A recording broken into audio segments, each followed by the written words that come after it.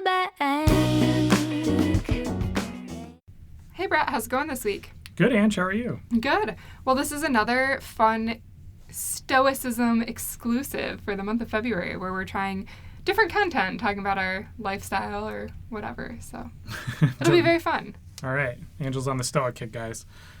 Well, it goes so well. I say stoic, but like genuinely it aligns with our lifestyle extremely well. It's true. Mm-hmm. So, for your trivia questions, because I didn't forget, do you know what the current interest rate on our Ally savings account is?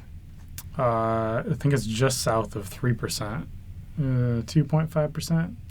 You just expect too much. 2.46%. 2.2%. Oh. But I was still... Just south of 3%. Just south, way south. I was actually surprised because I saw when it got to 2% and I was pretty pumped about life. And now it's 2.2%. It's blazing its own trail. Right. For our savings account, right? So. For our savings account. There's no minimum. There's no, we can't touch the money. We can do whatever we want with it. So, it's pretty good. And no, I actually had somebody email me once. I was like, are you affiliated with Ally? You talk about them a lot. And I was like, no, just a happy customer. Yeah. But it's pretty exciting because the interest rates have been going up. The Fed has been raising rates and stuff. And instead of keeping that profit to themselves, Ally has been raising our rates pretty consistently for the last 2 years now. Right. And that's true of everything that we talk about, right? If we talk about Mint.com or Google Fi or any of the other services, it's because we use it and we found it to be the best thing that we can use, right? So, and if you guys find something better that we're not talking about, that we don't know about, we'd love to know about it because we want to use the best stuff and we want to recommend the best stuff. Right. In all areas. Best and best meaning not necessarily the cheapest or not necessarily the most expensive, but the good middle ground. The right thing to use, yeah. Yeah. All right. So, moving into this week, I actually am pretty excited to talk about this topic, and Brett can make fun of me all he wants, but it's voluntary discomfort is kind of the overarching view of what we're going to talk about today. But this one was really inspired because you've been in Chicago recently, Brett, and it has been freezing in the Midwest. So, by the time this is released, it'll be 2 weeks old story. Yeah, but it was negative 50 on Wednesday or something like that. Yeah. Without the wind chill. And in Michigan, they had a fire at one of their natural gas plants. And it basically... They sent out a citywide text to everybody that said... Statewide. Oh, wow. I just knew everybody in Lansing. But yeah, okay. So statewide, that everybody had to turn their heat down below, I think it was 65 degrees. 65 or less. Yeah.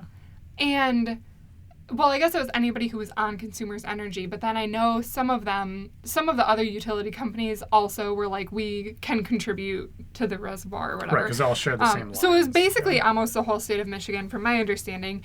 And you would be amazed when I was they always say don't read the comments, but I don't listen sometimes. So I'm reading this news article about it and I'm scrolling down and I see all these comments of people that are I'm a paying customer, I'm not turning my heat down, or I refuse to be cold in my own house. And I just start laughing because I grew up with a pretty frugal dad who he kept the thermostat between 60 and 62 degrees my entire life. So when I finally got out on my own and I was willing to turn it up to 65, I thought I was living the good life. And so it's just really interesting to me, but I feel it's a good example because Brett can attest to this. When we did live in the north and we went through winters, we always kept our house 65 or so and then 62 at night. Yeah, it was always freezing, but we adapted to it, which was the normal thing, right? Right. That was right. I guess voluntary discomfort for a little while, and then that just becomes fine to me. Right. So yeah, it was always the hardest, I would say, in November, December when it started getting cold, and then you just felt like you were cold all the time. But it's amazing what your body can adapt to, and that's even true of the heat and cold. So I'm somebody who I like to run and bike outside as much as I can. I hate the treadmill. I hate stationary bikes. And so even in the summer in Michigan, there were a few days this past summer that got with the heat index over 100 degrees, and I would still bike to work, and people were like, aren't you crazy? You're gonna die of heat stroke. But because I had been going outside every day biking, I just, my body adapted. And genuinely, like, Brett can attest to this, I used to not do well in the heat at all. Yeah. And I would, like, fall over and faint. We couldn't walk, like, 4 blocks in Chicago on, like, a 95-degree day without Angela being, like, over, you know, her back was getting sweaty and passing out and falling over. Legs were crossing. It was dangerous. Like, genuinely fainting. Yeah. And so it was really interesting to me to, like, I mean, you don't even have to bike 5 miles to and from work like I did. You could simply start with, like, every single day I'm going to go for a 10-minute walk around the block. Every single day, no matter what the weather is.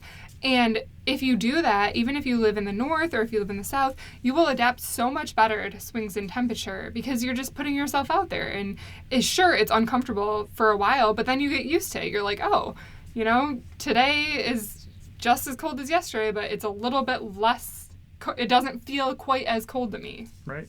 So if people turned their temperature down to 65 degrees for this power outage, what did that do? Was that worthwhile? So what was really fascinating to me was even seeing all the comments of people complaining, enough people did it that there was a 10% reduction in natural gas usage. And it, like, ultimately in this example of a very, like, emergency situation where they were going to run out of natural gas, they were able to get everything up and running again before that could happen because people were using it at a slower pace.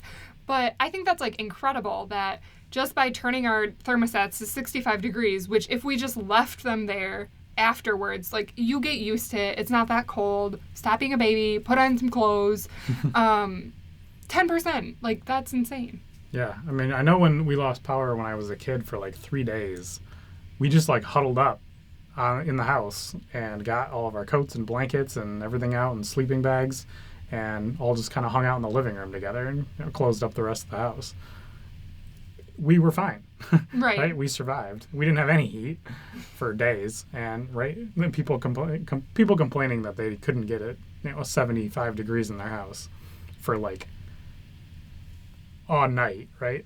8 hours, like that's pretty offensive. That's what was crazy to me was, like, it's not that cold, and like. But I think, too, sometimes there's 2 different types of people in this world. There's the people that, like, it gets cold out and you turn your thermostat down and you just wear, like, a sweatshirt. And then there's the people that, like, want to be comfortable in a tank top in their house year round. But what really kills me is the people who set their thermostats to, like, 68 in the summer and 75 in the winter. And I'm like, no. Like, you don't get to be colder in the summer and hotter in the winter. Like, anyways, I feel very strongly about this. But on the other end of the spectrum, like, you know, in the summer, bump it up. Like, we do this too.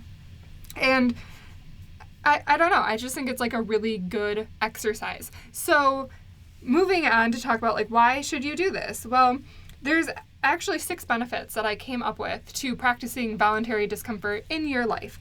The first one is you can basically think of it as a vaccine. So you're taking little injections of discomfort over time, and that's helping you be immune to when something actually goes wrong in your life because you're used to it. So in Brett's example of actually losing all heat, like if you already keep your house at 65 or 62 all winter, when you have no heat, you have less of a distance to fall, I guess. Or you're like, okay, right. I'm used to this. Yeah, I can say, well, at least it wasn't like that one time where it was, like, freezing for 3 days and we were huddled up with our snow hats on and face masks. Right. Right? Could be worse. But, and even on the flip side, if you're used to going outside for a 10-minute walk every single day, when you lose heat in your house, like, you know how to dress for it. You know that you can survive that. So, in a way, like, it's just the mindset of, like, well, like, sure, I don't have heat in my house, but there's never heat outside, and I walk outside every day, so I'll be fine. Right. I mean, because for some people, I'm sure that was, like, the worst thing that's ever happened to them, right?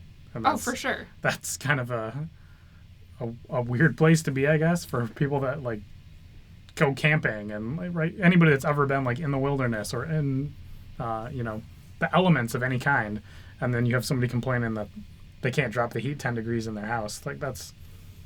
Right. We actually went to breakfast with somebody one time who literally was, like, camping up north in the UP in the middle of winter. Mm-hmm. So, like, if people don't know, the UP is the Upper Peninsula of Michigan, and it's where the White Walkers live on Game of Thrones, basically. Like, it is just always frozen. Even in the summer, it's pretty cold there. Yeah, it's beautiful for like three months out of the year, frozen otherwise. But it's basically Canada. Yeah, and not the warm part of Canada, not Vancouver, like the cold Canada. And yeah, we talked to this guy who was like, yeah, I just took like a sleeping bag up and like I had to like set my alarm even in the night to wake up every couple hours so I could like run around and like bring my body temperature back up. So like you'll survive in a 60-degree house, I promise you. Right, and you got the people that do polar plunges and like the cold shower people, right? That's becoming like a more popular trend that I'm hearing about, right? Yeah, people are intentionally, just doing things outside of their normal routine just to like expand the spectrum of their experiences, I guess, right? Yeah. Makes you a little bit more pliable if any situation happens to you. Yeah. And I'm sure, I don't know, the cold shower people are doing it for that reason, but that's true of everything in your life, right? Like eat different foods and then, do different experiences, play different games, sleep on the floor one night or something to appreciate your bed. Well, and I actually want to bring up another example. So when we were living in Michigan still, at our old house, we lost power and we had a gas fireplace. So we just like started that up and we were huddling around the fireplace. And like our roommate at the time comes downstairs and she has like full suitcases and she's like, what do you mean you guys are like staying here? Like I'm going to go to a friend's that has power and like you should get out of here. And I was like, we can survive like a night without power. Like, yeah, we can't charge our phones and, we don't have heat, but we still had like a gas fireplace, so we weren't going to freeze to death. And like, it was just really, so it's interesting because if you do this and you practice voluntary discomfort, when something bad happens, you're just like, okay, like I'll keep buggering on instead of like, oh my God, the world is ending, panic mode. And then you just like, try to fix it immediately. Are you a survivalist or are you a sheep, I guess? I don't know. Right? Yeah. Okay, so 6 benefits. One is, again, we said it's kind of like a vaccine. The second one is it's a confidence booster. So we kind of alluded to this already, but it's like if I am doing this to myself, right? If I'm like sleeping on the floor instead of enjoying the comfort of my bed, then I know that if I lost my apartment and I don't have a bed, I can get through it, right? Mm-hmm. And so you just build up that like mental resiliency of like, I can survive anything that's thrown at me. So there's this whole scenario also builds the precedent that you should be calm in, more dangerous scenarios or uncomfortable scenarios, right? If you build up a tolerance to keep your personality more mellow in an emergency scenario, you're much more likely to survive, right? So there's a story from Adam Savage, which was the guy, that was the host of Mythbusters, right? He said in one of the examples where they like had they put themselves in a scenario where they were strapped into a car and then they submerged that car underwater and they were going to see the experience of getting out of that car. Well, physically, during that experiment, I guess his like seatbelt got stuck and like he could not get out of the car, and so because he had done all these other things and done all these experiments and like was in all these weird scenarios, he knew that like staying calm and staying focused in that scenario and not panicking was the only way he was ever going to get out of that scenario. So he like had the ability, he had like a knife like somewhere in his boot, or like he was able to like unhook the buckle because he was focused on doing that task in that situation where he was like underwater and basically drowning. And so, right, if he wasn't able to do that, he wouldn't be around anymore, right? He sees that. He said straight up, if I panicked in that scenario, there's no way I was coming out of that. That is very true. And I feel like that's something where, like, when I was reading about Stoicism, I was like, oh my gosh, like, I get this finally. Because for so long, like, I was always a friend that remained calm and, like, took care of everybody, right? Like, I was, like, the mom that was like, I'll get through this. And, like, I remember certain things happening and people were like, how are you so calm right now? And it's like, because what good is panicking going to do? And it's not going to do any good, right? Like in your example, he would have died if he panicked. And by staying calm is the only way that you're going to get through this. So, like, you learn that, like, sure, the first human instinct is to panic. But if you can condition yourself where you don't jump to that and instead you jump to, like, logic and reasoning, you're actually going to do better in life. Right, because that's really, I mean, it's the fight or flight mechanism kind of, but that's really what the fight part of that is supposed to mean. It's not to just like throw yourself into a dangerous situation and just like, roll your hands around and hope you win, right? It's like analyzing the situation to a very, very strategic level and understanding like how would I attack this position, and should I like back up a little bit, or should I, what does my opponent look like, and how do I approach that scenario, and are they fast, or are they strong, or whatever, right? And you just need to like look at the situation that you're in, like being in a car underwater and being like, okay, what is the process for me to get out of here, right? And one, I need to take a big deep breath before all my air is gone. And two, I need like, what are my options? Like, am I able to get this seatbelt unhooked in some way? Is that even on the table? How much time should I spend trying to do that? Do I have alternatives? Can I squeeze out of where the seatbelt is? How do I get out of the next step? Do I break the window? Which window do I break? How do I break that window, right?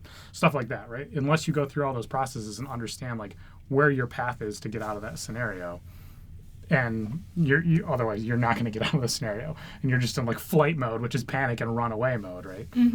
And the more you do kind of these exercises or put yourself into more uncomfortable positions, or people that have been hunting their whole life, live out in the woods and stuff, or like have been out in the woods and experienced that, they're a little bit more well-rounded than people that have like never left a city and have only lived in an apartment, and have only had power and were born with an iPhone in their hand, right? Like that. And your level of expectation, I guess, goes down, because you're like, yeah, whatever, the Apple cut my phone, or not Apple, Verizon cut off my service or whatever. Doesn't work, or there's and you're just like, whatever, no big deal, instead of being like, well, I'm a paying customer and I deserve service, right? Like, you just don't even go there because you're like, oh, I don't have it right now. Right. Or I don't know what to do with my entire life because like this like one bad thing happened, right? Yeah. And that's what's fascinating to me, especially when you like lose power for a day, is how many people like literally don't know what to do because they're either playing on their phone, or they're on the TV, or they're on the computer, and it's like, oh my God, you have to pick up a book. Like, or talk to somebody, yeah. Or talk to somebody, or go for a walk. All right, so that kind of got derailed, but that was a very good conversation. So the third benefit that I came up with is an appreciation booster. So again, a lot of these are kind of similar, but if you take the cold shower example, for example, if you have a hot shower every single day, and then all of a sudden your hot water runs out, you're like pissed, right? And you're like, oh my God, how could this happen to me? But we went on a vacation and we stayed in a very nice place, but there was no hot water. It came from a mountain, and so it was basically like ice water. It was ice water. It was very fresh, very pure, for being good in water. Like a tropical climate, it was like the coldest water we could find. But it was freezing water. But when we came home, we both really appreciated our hot water. Yeah. So, But we didn't complain about it while we were there. I mean, we're just like, is there a way to make this hotter water? And they were like, oh, yeah, sure, here it is. It increases at like 3 degrees. Like, all right, sweet, it's still 40 degrees. It was really funny because the host we stayed with was super nice. And we were like, oh, the shower, because she asked one morning, she was like, how are the showers? Because it's a known problem, right, that the showers are cold. And we were like, oh, it was cold, but like no big deal. And she was like, oh, no, like I'll have, somebody come and fix it and like put on a new heating mechanism. And she did that, which was super, super nice. She did not have to do that. And we like get in the shower the next day and we're like, this is a little bit warmer, but it goes from being like literally like ice cold, like ice cubes in water, because I've jumped in ice cube water. It was that cold, to like maybe only half the ice cubes in the water, but like it's still freezing. So yeah, it's the way it was. Like, what am I going to do about it? Yeah, and it made us stronger, right?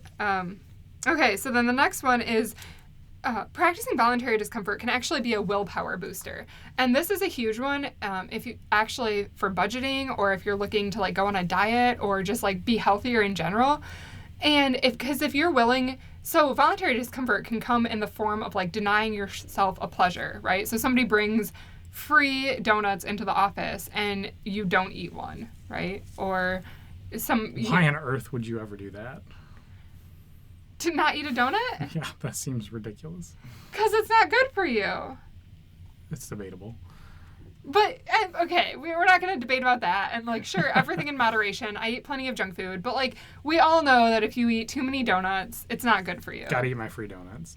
So, but it builds up that power of, like, or if you're on a diet, or I hate using that word. If you're just trying to eat healthier and you're like, okay, I'm not going to eat, ice cream every single night.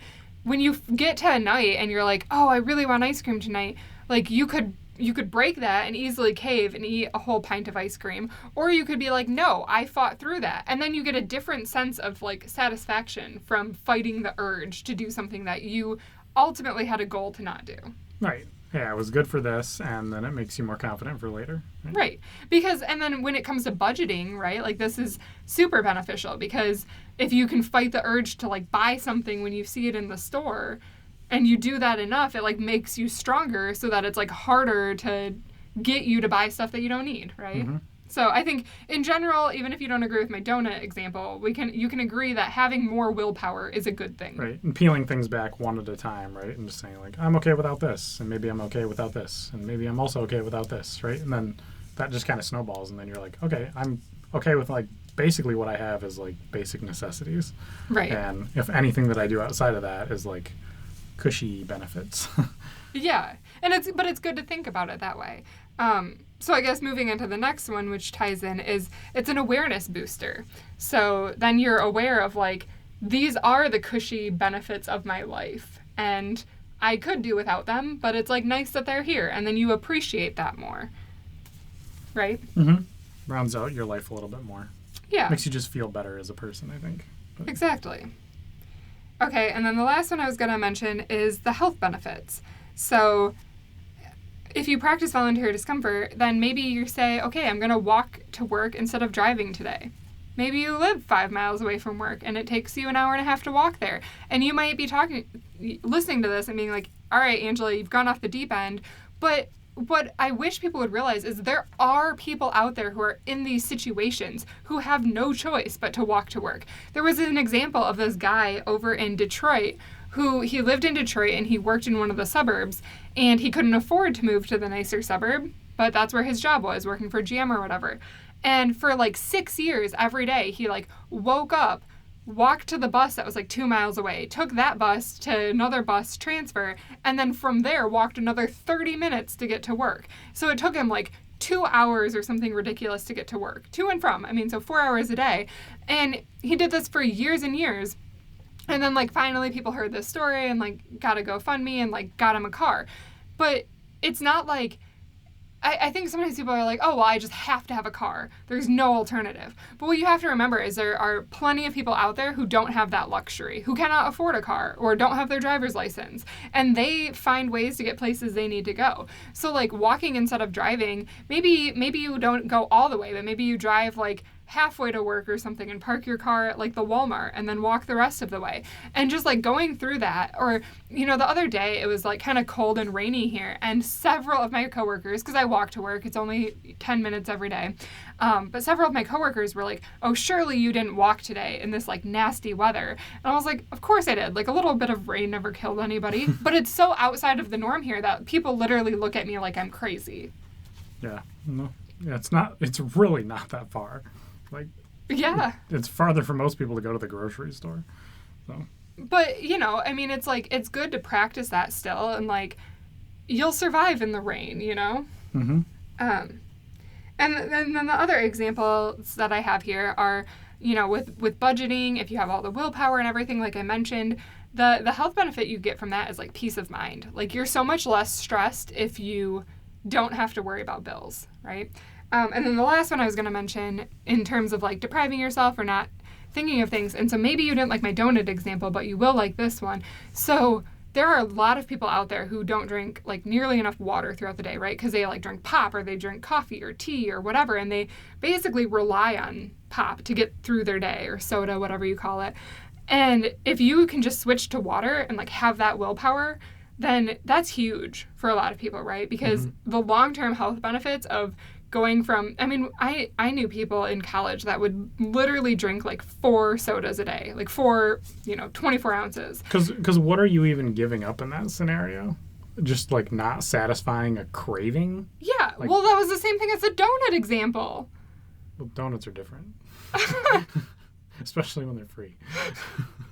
But, like, free pop even, right? Like, if you had access to a free soda machine at work, like, I wouldn't even want that anymore. Yeah, I do. So, yeah, and I only ever get water. So see? I've trained myself to not drink pop anymore and now I don't miss it at all. Like, right. I don't even drink it when I have the opportunity to. So. Well, we were talking about this other day. Like, I was never a big soda person. Now, I will say my uncle used to live in Chicago, and he got me onto, like, craft root beer as a kid. So I was real big into the Chicago craft root beer scene because I'm bougie like that. But Brett and I were actually talking, like, outside of, like, root beer or, you know, a select few sodas, like, people were obsessed with Mountain Dew, and I was always like, this tastes awful. It tastes like the color that it looks like. Yeah. People are going to come for us. People love Mountain Dew. People that love Mountain Dew are, like, all in on Mountain Dew. So I don't know if we have different taste buds or what, but I was always just like, this tastes like licking a toxic waste dump. Maybe they're the same people that think cilantro tastes like soap. That could be true. Maybe I could start a research study into that. Yeah. But as you can see, like, practicing voluntary discomfort, like, because I know people who are, like, hooked on coffee. And especially, you know, around my age, a lot of people start having babies. And a big thing is, like, when you're pregnant, you're supposed to cut back on how much coffee you drink. And you're supposed to go down to, like, 8 ounces a day or less or something. And I know people who are like, I won't be able to do this. Like, I can cut out everything, right? Like, the lunch meat and everything else you have to not eat when you're pregnant, sushi. But I can't do coffee. And I'm like, why? Like, I'm somebody who, I do drink coffee. I like coffee. Brett doesn't get it. He thinks it's dirty water. But I like coffee. Awful. It smells great. It tastes awful. But it's like, I don't know. I think you should always be able to cut out anything in life if you have to. Right, because if the apocalypse happens tomorrow, right? Or, like, you know, the nuclear bombs get dropped and you're, like, standing around and we don't have energy anymore. Like, what is actually important to you in your life at that point? Drinking coffee is going to be the farthest thing in my universe at that point because I'm, like, trying to survive and, like, protect my family and, like, right. Yeah, that doesn't happen, like, every single day, but, you know, I always think about that. Plan for the worst, right? That's one of our family mottos. Right. Just to think about a scenario that is, like, pretty out there, just so I can understand, like, am I appreciating what I have now? Is what I'm doing important and adding value, or am I just doing it just because, right? Because and that's how I've kind of beaten a lot of, like, cravings that I have, is just like, if I didn't have this tomorrow, I wouldn't even think about it twice. Yeah. If I have access to coffee, whatever, right? Right. I'll be trying to find, like, water. Yeah. And I think, so I found a quote that kind of goes along with that, but in times of peace, prepare for war, right? So, like, even though an apocalypse is probably not going to happen tomorrow and whatever, like, just make it so that if tomorrow things are, dramatically different, like in World War II, sugar was rationed and butter was rationed, like, figure out how you take butter out of your diet for 2 weeks. And trust me, I do not say that lightly as somebody who I'm literally friends with a lady who works for a butter company in Wisconsin because I, like, hounded her so much to, like, get my butter. So, like, I don't say that lightly, but go without butter for 2 weeks. Cook with, like, olive oil, or cook with, with nothing and eat bland food. Like, that's discomforting, right? But it builds character, right? So the last thing I wanted to talk about here is, we've talked a lot about, like, physical discomfort, but it's actually also good to kind of think about emotional discomfort, because it makes you a lot more resilient and stronger. So some examples that I kind of have here is, like, failure, right? Like, sometimes it's good to put yourself in uncomfortable situations where you're not the expert and you're learning a lot, because even though, you're not failing necessarily, you feel like you're failing, or you feel like a failure because you're not as competent as you wish you were. And that kind of, and honestly, just failure in general. So I'm an actuary by day, and I've had to go through all the exams now, and I've failed those exams plenty of times before I passed. But every time I failed, it, like, made me stronger to the point where, like, at the end of the process, I didn't care about failing anymore, because I cared about showing up, studying as hard as I could, and doing my best. And if that wasn't enough for that particular sitting or that particular day, I was like, whatever, like, I'll take the material back and I'll, try to learn it a different way or a little bit better. But, like, I didn't beat myself up nearly as much as I did the first time. Like, the first time I failed an actuarial exam, I cried. By the end of it, I was like, whatever, like, and it's not to say that you should be, like, complacent in everything you do in life, but it's to say that, like, you shouldn't let failure debilitate you. You should learn from it and move forward. So I'll tie this back to kind of our podcast concept, right? And it's about financial freedom and all things financially related. And the reason that we're talking about this, and the reason that this is kind of one of the staples of our life, is because comfort equals expensive, right? Right. And especially true in America, because most of our comfort items are much more expensive than those same comfort items in other parts of the world. So, right, just the more uncomfortable you are, probably the more money you're saving. So. Yeah, that's true. And I also feel like you can like reprogram your brain so that you stop seeking fortune, right? Because that's not actually going to make you happy. And I think we live in a society, and this is where I brought up the emotional discomfort piece, because I think we live in a society where we're all kind of depressed. Like, I think depression and like sadness has risen so much in the past however many years. And I think we need to remember it's okay to feel these things. Like, that's normal human emotions. Life's not always going to be peachy perfect, right? Mm-hmm.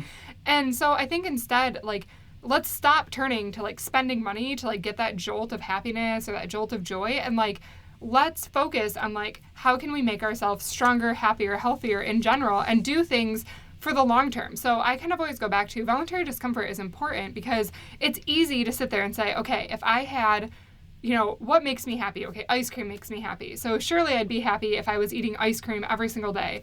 And, oh, I like to watch, you know, TV too. So I'm going to turn the TV on, I'm going to sit on my couch, and I'm going to eat ice cream all day, every day. Is that a lifestyle of happiness? No, because what's going to happen? I'm literally going to get to the point where I can't move because I'm sitting on my couch all the time.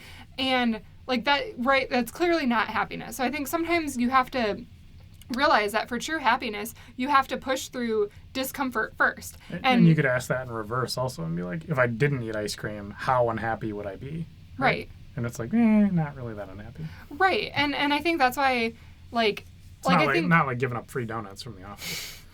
But I think, you know, physical activity is a really good example of this because you go and you work out and it sucks and it's hard and it's not comfortable, but at the end of it, you feel so much better than before you did it.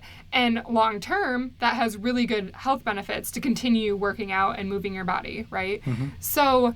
like, I think that's why we need to realize sometimes we have to think 4 steps ahead instead of just one. So it's not like the instant gratification of eating ice cream. It's like, what's my ultimate goal? Like, what do I want to get to in the end? And then you work backwards and you fill in the plan. Right. Does ice cream help me get to my goal? You're going to, like, force me to answer that when I want ice cream now. I'm going to punch you in the face.